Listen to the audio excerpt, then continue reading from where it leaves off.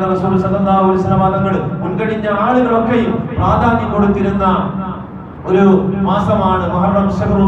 അല്ലാഹുവിന്റെ മാസമായ മുഹറമാണ് കടന്നു വരുന്നത്. പ്രത്യേകിച്ച് റമദാനിലെ അവസാനത്തെ പത്തിനും അതുപോലെ ദുൽഹിജ്ജയുടെ ആദ്യത്തെ പത്തിനും മുഹറമിന്റെ ആദ്യത്തെ പത്തിനൊക്കെ വളരെ പ്രാധാന്യം നൽകിയിരുന്നതായിരുന്നു. ഈ പത്തിലെ ഈ നോമ്പൊക്കെ മുമ്പ് കാലങ്ങളിൽ നിർബന്ധമായിരുന്ന നോമ്പായിരുന്നു. ആശൂറയിലുള്ള നോമ്പൊക്കെ അല്ലാഹുവിന്റെ റസൂൽ സല്ലല്ലാഹു അലൈഹി വസല്ലം തങ്ങൾ പ്രത്യേകമായി കൊണ്ട് സുന്നത്തായി കൊണ്ട് പറഞ്ഞതാണ്. മുഹറം 10-ന്റെയും 9-ന്റെയും നോമ്പ് വളരെ പ്രത്യേകമായി കൊണ്ട് ശക്തമായ സുന്നത്താണ്. അതുകൊണ്ട് ആ നോമ്പനുഷ്ഠിക്കാൻ നമ്മൾ തയ്യാറാവണം. അതോടൊപ്പം തന്നെ ഈ മുഹറം മാസത്തിൽ 10 ദിനങ്ങളിൽ നോമ്പനുഷ്ഠിക്കുന്നത് വളരെ പുണ്യമുള്ള കാര്യമാണ്. ഒരു ദിവസം നോമ്പനുഷ്ഠിക്കുമ്പോൾ ഒരു മാസത്തെ പ്രതിഫലമാണ് അല്ലാഹു എനിക്ക് കൊടുക്കുന്നത്.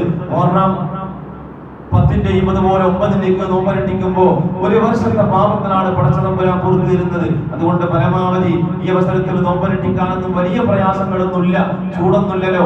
കഴിവിന്റെ പരമാവധി എല്ലാവരും ഇബാദത്തിലേക്ക് വരണം, അല്ലാഹുവിലേക്ക് അടുക്കാൻ തയ്യാറാകണം. നമുക്കറിയാം മരണത്തിന് ചെറുപ്പവും വലുപ്പവും എന്നില്ല.